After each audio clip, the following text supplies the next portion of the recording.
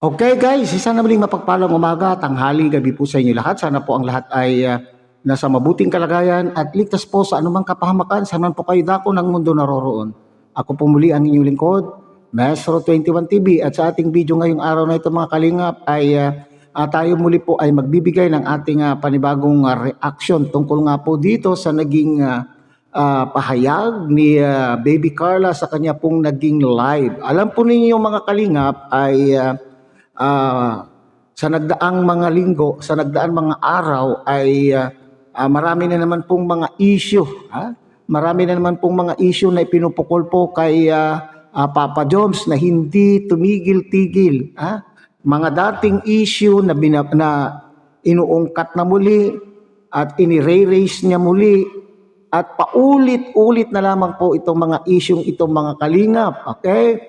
So kaya nga siguro itong huli po nilang vlog, itong episode po na huli ay medyo nagsuffer po ng kanya pong performance. Nagsuffer po ang views. Okay? So marami pong nakakapuna mga kalingap na itong huling episode po ng Jom Carl ay medyo hindi humataw sa views. Nang dahil po siguro, naapektuhan po siguro mga kalingap sa mga issue na ipinupukol po kay Papa Joms.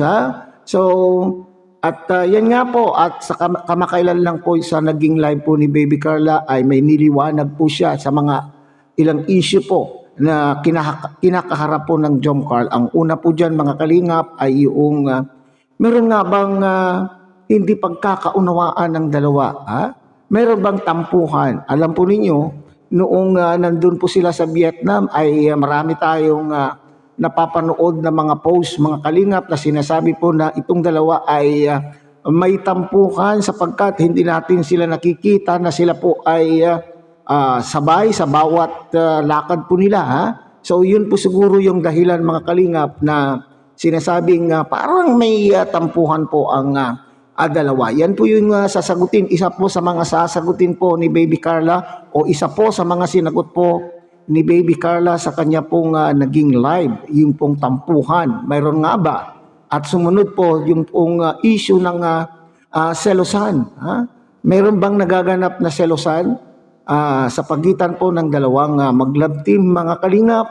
At siyempre, yung update po, ano kaya naman po ang status o ano naman po kaya ang pakiramdam po ni Baby Carla doon sa issue na huli na daw po yung episode ng Jom Carl, kamakailan lamang po. Patuloy na nga bang mawala na po ang serye ng Jom Carl? Tuloy-tuloy na nga bang mawala ang serye? So yun po yung bibigyan po natin ng komento, kuro-kuro, opinion at reaksyon tungkol nga po sa naging pahayag po ni Baby Carla. Pero bago po yan mga kalingap, tayo muna po ay magbibigay pugay sa ama at founder po ng Kalingap, Kuya Bal Santos Matubang. At tangkilikin po natin Ate Edna Vlog, Kalingap Rob. At kung bagong silip lang po kayo, bagong dating lang po kayo sa ating munting channel, sana po ay inyo rin pong tangkilikin sa pamamagitan po ng pagbibigay nyo ng like, share, and subscribe. At tuloy pindutin na rin po ang notification bell at nang sa ganon, tayo pa rin po ay magkita-kita at magsama-sama sa susunod pa pong mga reaction videos na ating gagawin. Likewise, mega loud shout out sa ating mga kasamahan po dyan sa Karepa, Kalingap Reactor Partners sa pamumuno po yan siyempre ng ating Presidente Javier De Leon aka Birador, at ganun din po sa ating mga Kalingap Partners, Kalingap Charity Vloggers, lalo na po yung mga nariyan po sa iba't ibang Kalingap Landing Pad na mayroon po tayo sa ating bansa. Okay, so sa ating pong pagpapatuloy ng ating pagbibigay po ng reaction tungkol po sa naging pahayag po ni Baby Carla mga kalingap, ay sabay-sabay po na natin munang panuorin ang isang maikling video clip na ating pong kinuha sa naturang live po ni Baby Carla. Panuorin po natin mga kalingap. Nandito daw po si Kalingap Jomar. Kalingap Jomar is in the house. Wait lang po, hanapin ko po ulit si tita. Ano na nga po yung shoutout ko po. Ayan, nagtuloy po ako. Kalingap Jomar is in the house. Merry Christmas po. Hindi na po ikaw galit.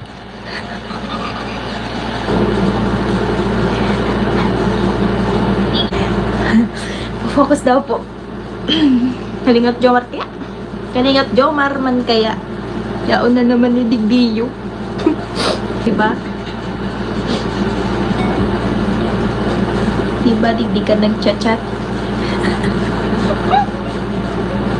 Siguro po pag natapos na ang Jomcar, ang dami ba pong maiyak? Pag natapos na po ang serye ng Jomcar.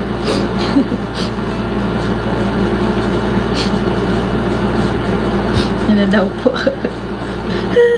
Okay, so yan po yung maikling video clip po na ating pong kinuha po sa live po ni Baby Carla mga kalingap. So sa unang issue, may tampuhan nga ba?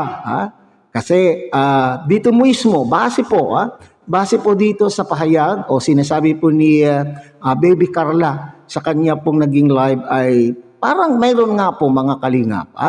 So kasi sinabi po niya dyan ay pumasyal. Pumasyal sa live po niya itong si Papa Jones at ano po yung sinabi niya? Hindi ka na ba galit? So sa makatwid mga kalingap, kung pagbabasihan po natin yung tanong po na yan, ay maaring mayroon po silang hindi na pagkaunawaan. Pero hindi na natin po alam po yan mga kalingap kasi ito ay personal na po nila yan. At saka siyempre, wala naman po tayong sa kanila pong mga tabi.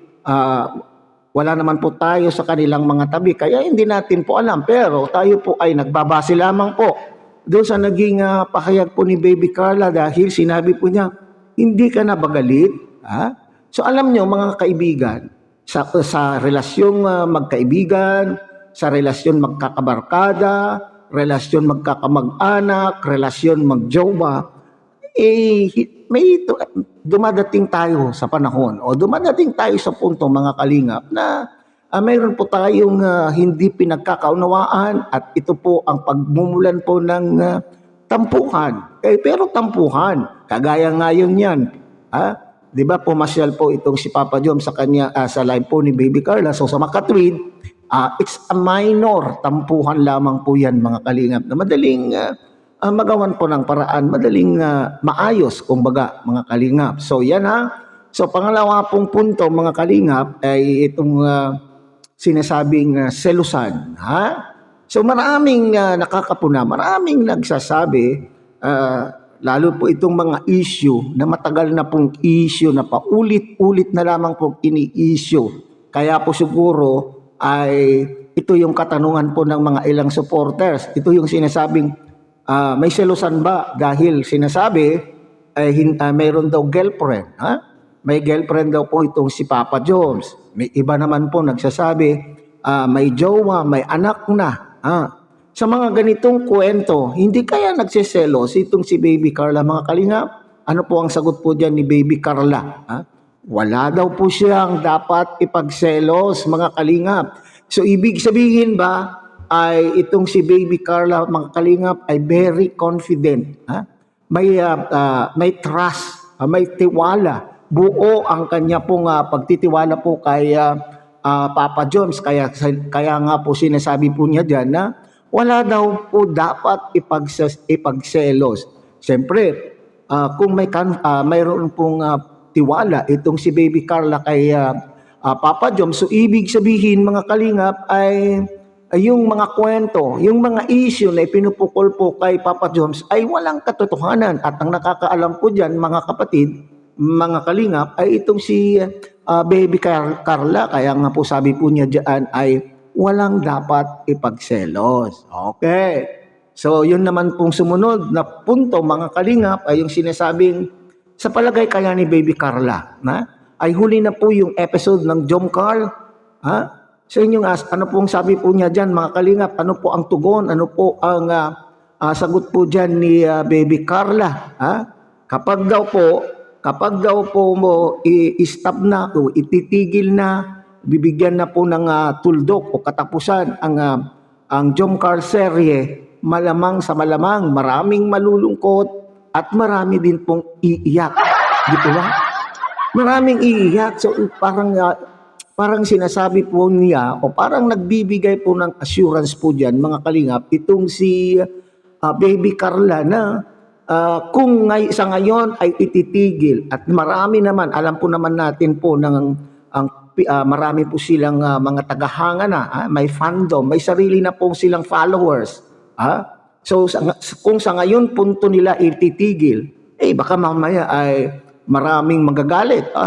Maghahalo ang balat sa tinalupan. Hindi po ba mga kalingap, maraming masasaktan. Lalo na po itong talagang tunay na nagmamahal.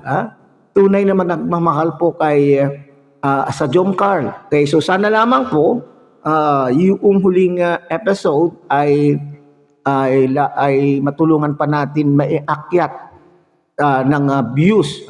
Kasi di ba sinasabi na kaya po humina ang views, maski sabihin po nating nasabik ang mga tao, ay dahil po sa mga issue na ipinupukol po sa leading man na si Papa Jones. At hindi lamang po dyan, maaaring marami din pong nagtampo, maaari rin pong may mga nagtampo rin sa kagagawan po ng iba na naninira po sa Jom Carl. So sana itong mga talagang solid Jom Carl supporters ay paangatin na muli. Ipagpatuloy pa rin po ninyo yung inyo pong pagpapakita ng inyong pagmamahal po sa Jom Carl sa pamamagitan po ng pagmamaraton, pagpapanood po sa lahat po ng video po na nandun po ang Jom Carl. So, yan po mga kalingap. So, maliwanag po yung nililinaw po. Dito ay nagsisilbing paliwanag po ni Baby Carla na sana po ay intindihin po natin. Sana ay wag na natin bigyan pa po ng iba pong pakahulugan. Lalo yung sinasabi nila na nagselos, nagtampuhan. Sabi ko nga ay pag sinabing tampuhan na hindi naman seryoso, madaling magawan po ng solusyon. At siyempre, yung pagpapatuloy nga ba, sa palagay ko ay pati rin po siguro itong si Kalingap Rob, mga Kalingap ay hindi mahihirapan na i-stop ang Jom Carl serye. So hanggang din na lang tayo muna mga Kalingap. Muli, tangkilikin po natin Kuya Bal Santos Matubang, Ate Edna Vlog, Kalingap Rob, at muli pinapakiusapan po kayo na sana po ay inyo rin pong tangkilikin ang munting channel na ito sa pamamagitan po ng pagbibigay niyo po ng like, share, and subscribe. At tuloy pindutin na rin po ang notification bell at nang sa ganon, tayo pa rin po ay magkita-kita at magsama-sama sa susunod pa pong mga reaction videos na ating gagawin. Muli isang mapagpalang umaga, tanghali, gabi po sa inyo lahat. Mabuhay po kayo at God bless everyone.